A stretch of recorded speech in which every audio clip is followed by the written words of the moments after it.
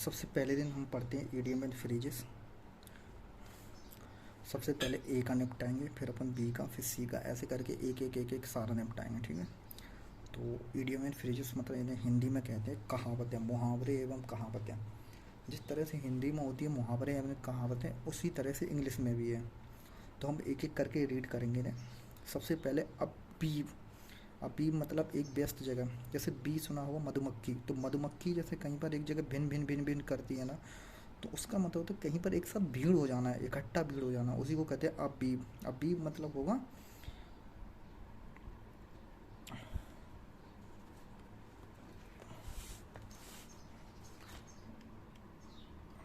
ठीक है। तो अबीब मतलब होगा मधुमक्खी का भिन बनाना, यानी एक व्यस्त जगह। अब बॉर्न टू द पिक। अब बॉर्न टू द पिक मतलब होता है जैसे कुत्तों के बीच में एक हड्डी डाल देना, तो वो उसके लिए लड़ाई लड़ते हैं, ठीक है। हड्डी अगर बीच में है तो वो लड़ाई लड़ेंगे, तो उसी को ख़त्म करने का तरीका होता है बॉर्न टू द पिक। अगर उस हड्डी को उठा लिया जाए उनके बीच में तो लड़ाई बंद हो जाएगी। तो उसी तरह होता है एक विवाद जैसे निपटाना हो, तो विवाद निपटाना है तो उस हड्डी को उठा लो, बॉर्न को। अब केक वॉक। केक वॉक मतलब तो आसान कार्य। जैसे केक को कट करना बहुत आसान है, तो उसी तरह से होता है आसान कार्य। और chill to the heart. Heart मतलब होता है हार्ट। चिल, चिल मतलब एकदम शांत पड़ जाना, जैसे कोई भयभीत हो जाता है तो एकदम डर के चुपचाप एक कोने में बैठ जाता है, तो उसी को कहते हैं a chill to the heart, मतलब बहुत अधिक भय होना, ठीक है। अगला, a close fisted person. Fist, fist मतलब होता है मुट्ठी। मुट्ठी यानी ऐसा व्यक्ति जिसकी मुट्ठी कभी ना ओपन हो, मतलब मुट्ठी को बंद कर ले, तो उसको कहते हैं जो व्यक्ति मुट्ठी बंद कर लेता है, मतलब पैसा बिल्कुल निकाले ही ना, मुट्ठी ना खोले, उसको कहते हैं कंजूस व्यक्ति।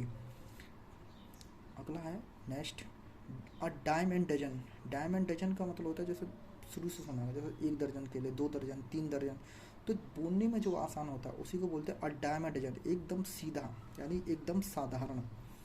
अगला है a flash in the pan. Flash in the pan, जैसे अपन कभी कभी, जैसे पैन, पैन मतलब होता है कढ़ाई, तो कढ़ाई में अपन जैसे छींटे डालते हैं थोड़ी देर के लिए पानी, एकदम छन छन छन छन होती है, तो एकदम फ्लैश आना।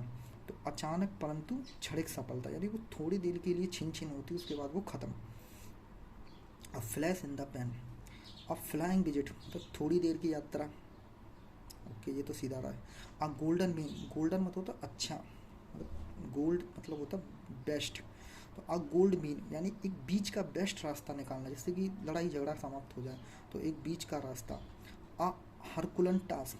हरकुलन का मतलब होता है कठिन, कठिन, तो हरकुलन टास्क यानी ऐसा टास्क जो बहुत कठिन हो, उसको बोलते हैं बहुत कठिन, बहुत कठिन कार्य, हरकुलन टास्क। अ 9 डेज, अ 9 डेज वंडर, मतलब ये तो एक कहावत है सीधे सीधे, 4 दिन की चांदनी फिर काली रात है। जैसे 9 डेज वंडर आप ऐसे यहाँ रख सकते हो, जैसे आपके यहाँ पर माताओं का समय चलता है 9 दिन का, तो 9 दिन बड़ी तो धूमधाम होती है हर जगह, फिर उसके बाद 4 दिन की चांदनी, और उसके बाद माता जी को गंगा में विश्राम कर देंगे, विसर्जन सॉरी। तो विसर्जन के बाद इसी को कहा जाता है अ 9 वंडर डेज, यानी 4 दिन की चांदनी फिर वहीं काली रात है। अब pen loop web. Pen loop web होता है जैसे कभी कभी आपने मोबाइल में चलाया होगा ऑनलाइन, जैसे कुछ सर्च मारा तो वो कभी ख़त्म नहीं होता, जो ऐसा पेन लूप कहते हैं उसे, जो कभी लूप ख़त्म ना हो, ख़त्म ना हो। जैसे अपन सर्च मारते तो एक के बाद next page, next page, next page, next page, तो वो कभी ख़त्म नहीं होता, उसको कहते हैं pen loop web.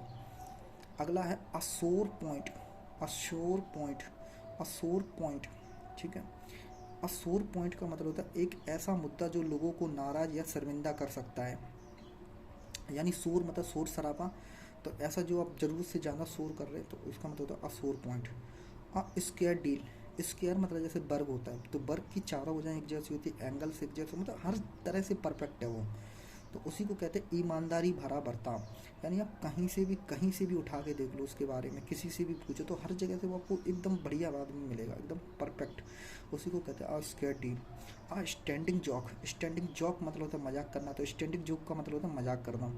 About face. About face, about face का मतलब अबाउट फेस या अबाउट टर्न, इसका मतलब फेस का मीनिंग यहाँ चेहरा नहीं होता, फेस का मतलब किसी चीज़ को आमना सामना करना, ठीक है। तो अपने विचार या दृष्टिकोण में टर्न लेना, एकदम से अपना विचार बदल देना, जैसे कि अभी जैसे मैं अपनी को ही ले लेता हूँ, जैसे मैं पहले थोड़े से मोदी जी की कभी कभी बुराई करता था, तो आज वो चीज़ मैंने टर्न ले लिया। अब मैं सरकार की कभी आलोचना ना करते हुए अच्छे कामों को गिनाता हूँ। तो वो होता है अबाउट द फेस, मतलब टर्न ले लेना एकदम से।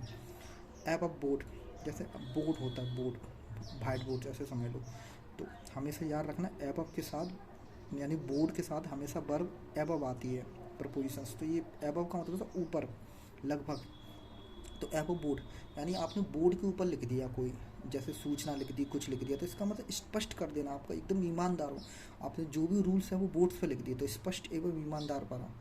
अगला है एबव पार। तो एबव पार का मतलब होता है साधारण से ऊंचे स्तर का, यानी एवं मतलब पार, और पार पार एवं मतलब साधारण से ऊपर स्थित का। S of one slab, S of one slab होता है स्लिम। स्लिम मतलब होता है अस्तिन, अस्तन, जैसे बाजुएं होती हैं शर्ट की। और एस का मतलब होता है मतलब जैसे इक्का इक्का।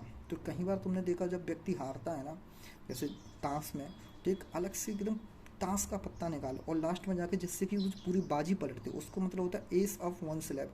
यानी ऐसी, जैसे तुमने कई बार देखा होगा कि कुछ लोग अपनी बाजू में पैसे छुपा लेते हैं, शर्ट की बाजू में पलट पलट के। तो इसका मतलब होता है जब उन्हें ज़रूरत होती है तब अचानक से निकालते, वो एकदम किसी को पता नहीं है लेकिन अचानक से निकाला गया। इसका मतलब एस ऑफ वन स्लैब, एक ऐसी लाभ पहुंचाने वाली चीज़ जिसके बारे में दूसरों को पता ना हो। अगला है एकल्स हील्स। एकल्स हील्स का मतलब कमज़ोर पहलू, हील्स। ये एक शायद महाभारत से लिया गया है कहावत। जैसे शायद कौन थे वो, अर्जुन थे, हाँ अर्जुन, या ठीक है, उनसे मतलब वरदान दिया गया था कि तुम इस पानी में जितना अपने शरीर को, उसकी माँ को बोला गया था कि जितना ये शरीर पानी में जाएगा उतना शरीर अमर हो जाएगा। तो उसकी एड़ी पकड़ के जो है ना उसे पानी में डाला गया, तो उसकी एड़ी बाहर रह गई। ठीक है, महाभारत में ये कोई कहावत है, तो उसकी एड़ियाँ बाहर रह गई। तो उस एड़ी वाला कमज़ोर भाग रह गया, तो वो कभी अमर नहीं हो पाया, इसलिए उसको नाम पड़ गया एकल सील्स, यानी उसकी हील हमेशा कमज़ोर रह गई।